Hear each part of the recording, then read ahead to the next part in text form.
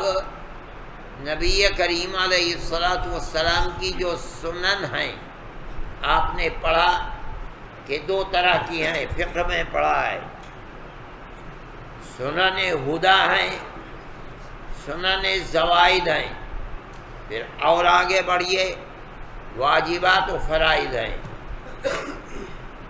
محدثین نے آپ کی زندگی کے ہر پہلو کو پیش کیا ہے، محدثین نے پیش کیا ہے، اس سے پہلے تابعین نے پیش کیا ہے، اور ان سے پہلے صحابہ کرام رضوان اللہ علیہم اجمعین نے لیا ہے۔ آپ کی زندگی کا کوئی گوشہ، چاہے وہ فرض ہو، حکم جس کو پیش کر رہے ہیں آپ، چاہے وہ واجب ہو، چاہے وہ سنن ہدا میں ہو، چاہے وہ سنن زوائد کے اندر ہو، چاہے علی سبیل الشریعہ حکم ہو، چاہے علی سبیل العادت ہو، صحابہ کرام رضوان اللہ علیہم اجمعین نے اس کو بغور دیکھا ہے، محفوظ کیا ہے، اور اس کے بعد تابعین کو دے دیا۔ یہ صحابہ رضوان اللہ علیہم اجمعین کا نبی کریم علیہ الصلاۃ والسلام سے عقیدت مندانہ ایسا تعلق ہے جس کی نظیر کسی دوسرے نبی کے صحابہ کے اندر نہیں ملتی۔ کوئی نبی کی ماننے والی جماعت اپنے نبی کی زندگی کے تمام گوشوں کو، رات اور دن، سفر اور حضر، عبادت اور عادت، یہاں تک کہ اختیاری اور غیر اختیاری، جیسے آپ کے شکل و صورت ہے، کسی نبی کے صحابہ نے اپنے نبی کی زندگی کو اس طرح محفوظ نہیں کیا جس طرح ہمارے نبی کے صحابہ نے اپنے نبی کی زندگی کو محفوظ کیا ہے، اور اس کو آپ حدیث کی کتابوں کے اندر دیکھیں گے۔ محدثین نے ان تمام کو جمع کیا ہے،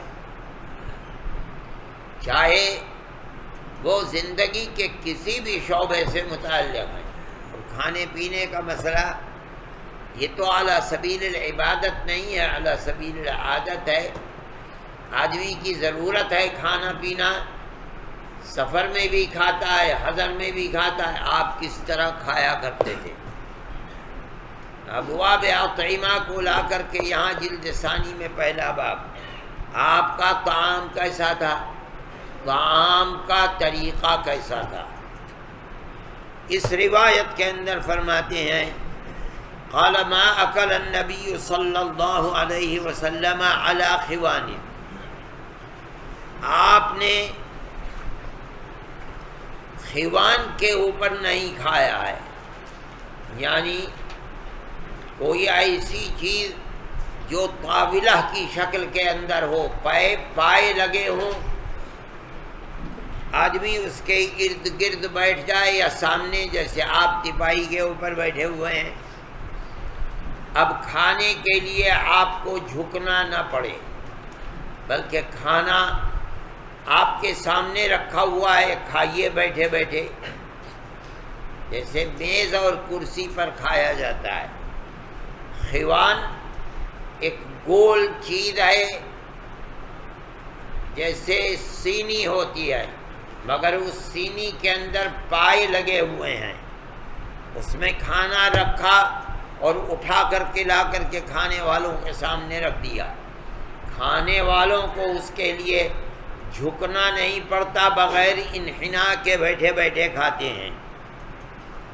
سکر رجہ یہ ہے جس کو ہمارے یہاں چھوٹی چھوٹی کلیاں کہتے ہیں، پیالے چھوٹے چھوٹے، کٹوریاں جن کو کہا جاتا ہے، آپ نے سکرجہ کے اندر بھی نہیں کھایا۔ یہ بھی اس زمانے کا طریقہ تھا کہ چھوٹی چھوٹی کلیوں کے اندر، پیالیوں کے اندر طرح طرح کے اچار اور معجونات ہوا کرتی تھی، جو کھانے کے ساتھ چاٹتے رہتے تھے، کھاتے رہتے تھے، ذائقہ بدلتے رہتے تھے، وہ ہاضم ہوتی تھی، کھا بھی رہے ہیں، ہضم بھی ہو رہا ہے۔ آج کل جیسے پیپسی کولا وغیرہ پی جاتا ہے ہضمی کے لیے، ہندوؤں کے یہاں جو کھانے کا سسٹم ہے، آپ اس کو ریل میں دیکھتے ہوں گے، چھوٹی چھوٹی پیالیوں کے اندر کسی میں دال رکھی ہوئی ہے، کسی میں سبزی رکھی ہوئی ہے، ایک چھوٹی سی جگہ اس سے بڑی ہے، اس میں چاول رکھا ہو، یہ اس طرح کی چیزیں آپ نے سکرجہ کے اندر بھی کھایا نہیں ہے۔ وَلَا خُبِزَ لَهُ مُرَقَّقٌ، اور آپ کے لیے باریک روٹی بھی خبز کہتے ہیں، باریک روٹی نہیں بنائی گئی ہے۔ باریک روٹی آٹے کی نہیں بنتی، اگر آٹے کی باریک روٹی بنائی جائے گی تو وہ پھٹ جائے گی، باریک روٹی میدے کی بنائی جاتی ہے۔ آپ کے لیے باریک روٹیاں نہیں بنائی جاتی تھیں، جیسا کہ عام طریقے پر کھانے والوں کے تکلفات کے اندر یہ چیز ہے کہ باریک روٹی بنائی جاتی ہے اور اس کو لگا لگا کر کے کھاتے ہیں۔ مدھیہ پردیش میں بنتی ہے، اس کو مانڈا کہتے ہیں۔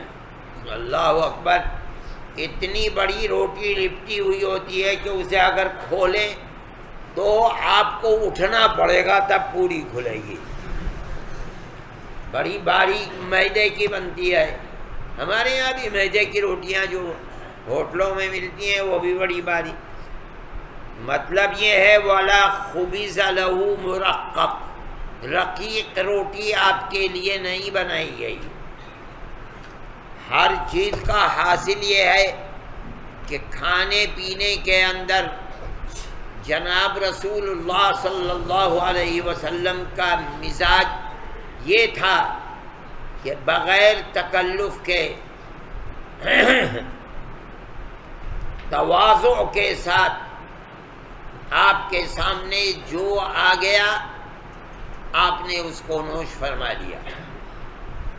یہ نہیں تھا کہ آپ اہل دنیا کی طرح سے اپنی زندگی تکلفانہ زندگی بناتے، آپ کی زندگی بڑی متواضع اور بڑی غیر تکلف کی زندگی تھی۔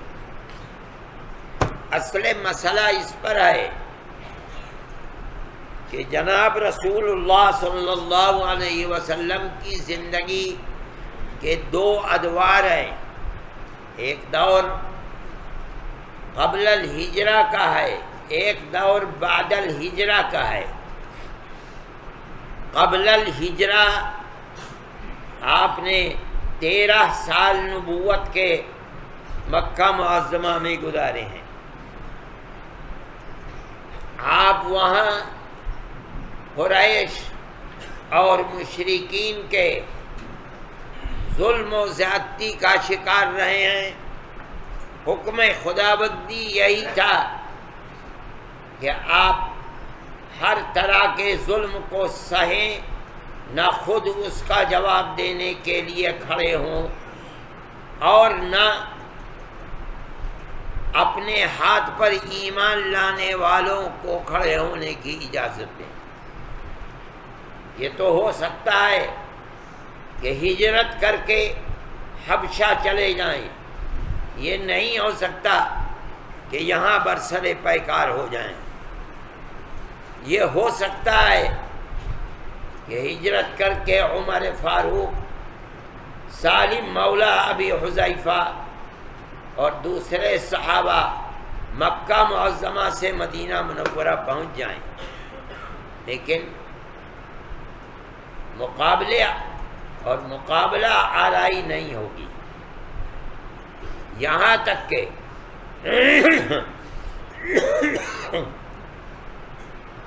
آپ کو حکم ہوا ہجرت کا اور آپ مکہ معظمہ چھوڑ کر مدینہ منورہ ہجرت کر گئے۔ ہجرت سے پہلے کی زندگی ظلم و زیادتی کو سر تا پا، از اول تا آخر برداشت کرنے ہی کا حکم تھا، کچھ کرنے کا حکم نہیں تھا۔ جب آپ ہجرت کر کے تشریف لے آئے، اب قرآن کی آیت آتی ہے اُذِنَ لِلَّذِينَ يُقَاتَلُونَ بِأَنَّهُمْ ظُلِمُوا وَإِنَّ اللَّهَ عَلَى نَصْرِهِمْ لَقَدِيرٌ، اور جن کو اجازت دی گئی ہے وہ کیسے لوگ ہیں؟ الَّذِينَ أُخْرِجُوا مِن دِيَارِهِمْ بِغَيْرِ حَقٍّ إِلَّا أَن يَقُولُوا رَبُّنَا اللَّهُ، صرف یہ قصور ہے کہ یہ لوگ یہ کہتے ہیں کہ ہمارا رب اللہ ہے جس کا کوئی شریک نہیں ہے۔ مشرکین کے نزدیک یہ اتنا بڑا گناہ ہے کہ ان لوگوں کو اپنے ملک اور اپنے وطن کے اندر جینے کا اور رہنے کا حق نہیں ہے، ان کو نکال دیا گیا۔ ابو بکر صدیق رضی اللہ تعالی عنہ اس آیت کے اترنے پر فرماتے ہیں کہ میں سمجھ گیا کہ اب جنگ ہوگی، اُذِنَ کا مصداق، اب جنگ ہوگی تو یہ نہیں ہے کہ کیفا متفق کھڑے ہو گئے جنگ کرنے کے لیے، مطلب ہے کہ اس کے لیے ایک مرکزی شخصیت بھی ہوگی جس کی اطاعت کا حکم دیا جائے گا۔ وہ آدمی اپنا ایک لشکر بھی بنائے گا جو جنگ و جدال اور جنگ و جدال میں کام آنے والی چیزوں کو اپنے پاس رکھے گا، اور وہ لشکر اس کی تربیت بھی حاصل کرے گا۔ یہ نہیں ہے کہ تیر و تفنگ تلوار کسی بھی آدمی کے ہاتھ میں دے دو، اگر وہ فنون حرب سے واقف نہیں ہے تو وہ کچھ نہیں کر پائے گا۔ اس کا مطلب ہے کہ ان لوگوں کی اب ٹریننگ بھی ہوگی جنگ و جدال کرنے والوں کی، ایک فوج تیار کی جائے گی۔ پھر وہ کوئی ایسی چیز تھوڑا ہی ہے کہ جو آدمی جہاں ہے فوج تیار ہو رہی، نہیں، اس تربیت کے لیے، اسلحہ کے لیے مال کی ضرورت ہے، اس لیے بیت المال بھی قائم کیا جائے گا، اس کا ایک نظام بنے گا۔ اسی نظام کو ملوکیت اور بادشاہت کہا جاتا ہے۔ وہ بادشاہی کرتا ہے، آپ اس کا نام خلیفۃ المومنین رکھ دیں، امیر المومنین رکھ دیں۔ اس کا مطلب ہے کہ نبی کریم علیہ السلام کی مدینہ منورہ کی زندگی ایک ایسی ہی زندگی ہے جو بادشاہوں کی زندگی ہوتی ہے۔ آپ کے پاس لشکر بھی ہے، آپ کے پاس قانون بھی ہے، آپ کے پاس بیت المال بھی ہے، آپ کے پاس قید خانہ بھی ہے، اور بادشاہ کس چیز کا نام ہے؟ اور آپ جس چیز کا حکم دے دیتے ہیں تلوار اور طرح طرح کے اسلحہ سے اور اس لباس سے جو میدان جنگ میں کام آتا ہے، آپ خود اپنے جسم کے اوپر پہن کر میدان جنگ میں اتر جاتے ہیں جیسے بادشاہ اترتے ہیں۔ اور فوج ہے کہ کٹتی ہے، مرتی ہے اور اپنے بادشاہ کی مدافعت کرتی ہے۔ ایسے صحابہ ہیں جن کے جسم کا کوئی حصہ نہیں بچا، آخری وقت میں کہتے ہیں کہ میرے جسم کا کوئی حصہ نہیں بچا ہے جہاں دشمن کے وار کو میں نے سہا نہ ہو، یہاں تک کہ فرج تک کو دکھلایا کہ یہاں بھی میں دشمن کا وار پڑا۔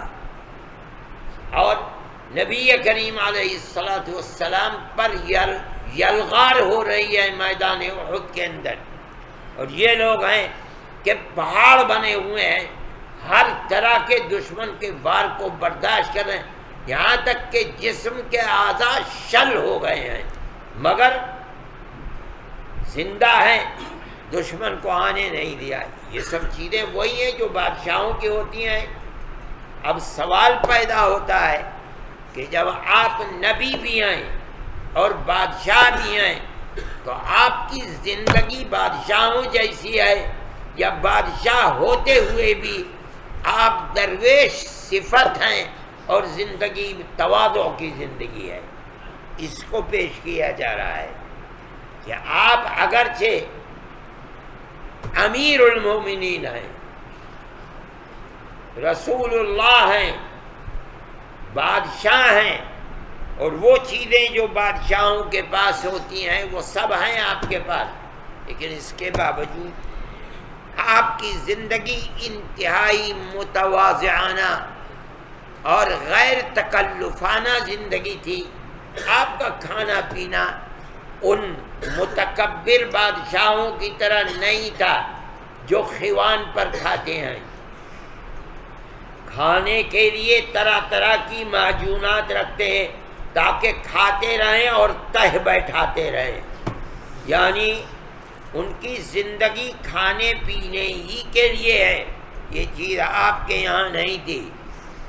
تکلفانہ قسم کے کھانے بنوانا، اور اس کے بعد اس سے یہ بھی نہیں ہے بلکہ آپ معمولی انسانوں کی زندگی گزارا کرتے تھے۔ ہاں، میدان جنگ کے اندر جب بڑے بڑے بہادر صحابہ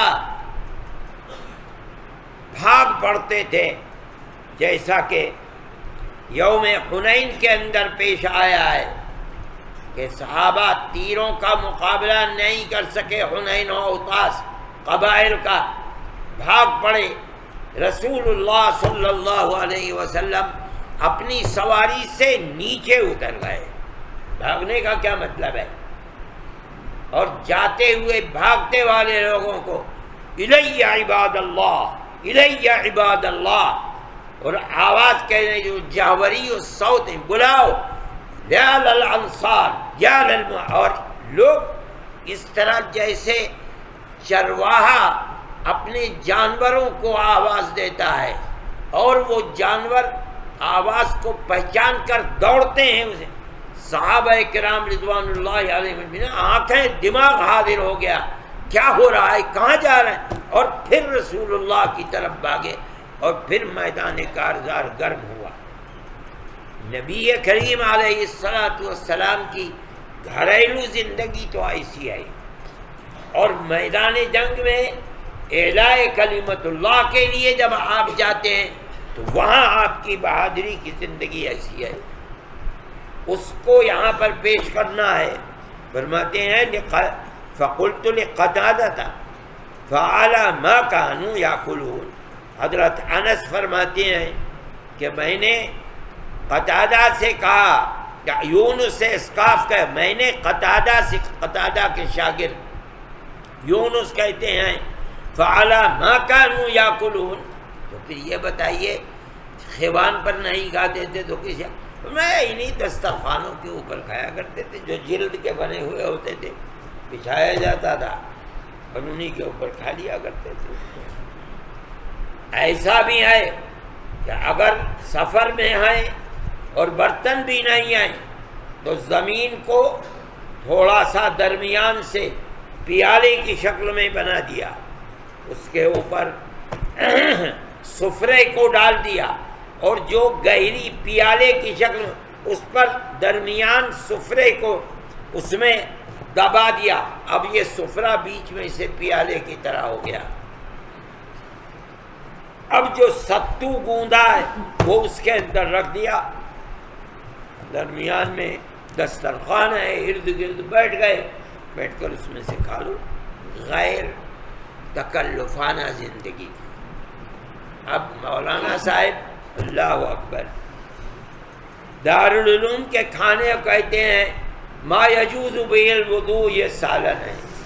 دیکھیے زمانے کا تفاوت دیکھیے، اب زمانہ ایسا ہو گیا ہے، طالب علم کی زندگی ہے، اس کے رسول کی زندگی تو یہ تھی، اور ہمارا کھانا پینا تو فرعونوں جیسا ہے، بادشاہوں کی طرح کھاتے ہیں، اور دعویٰ یہ ہے کہ ہم اللہ کے نبی کے مہمان ہیں۔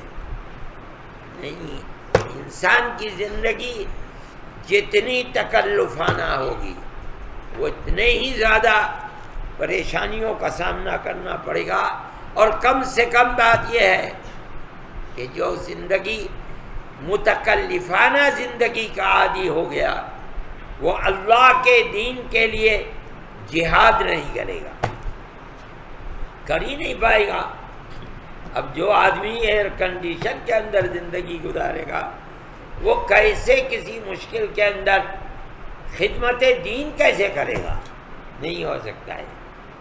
اس لیے ہمارے زمانے میں تو پنکھا دور کی بات ہے، بجلی بھی نہیں ہوتی تھی، عصر کے بعد کھیلنا بھی ہوتا تھا، بھاگنا دوڑنا بھی ہوتا تھا، اور 10 منٹ پہلے سے آ کے اپنی لالٹین کی چمنی کی صفائی بھی ہوتی تھی، اور اسی درمیان میں کھانا بھی کھایا جاتا تھا، عصر کے بعد کھانا،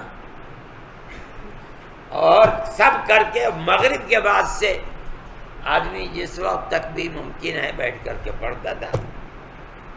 اب تو اللہ اکبر، طالب علم کے کمروں میں میں دیکھتا ہوں کہ کولر رکھے رہتے ہیں، بغیر کولر کے مولانا صاحب کو نیند ہی نہیں آتی ہے، اور جہاد فی سبیل اللہ کرنے کو تیار ہیں۔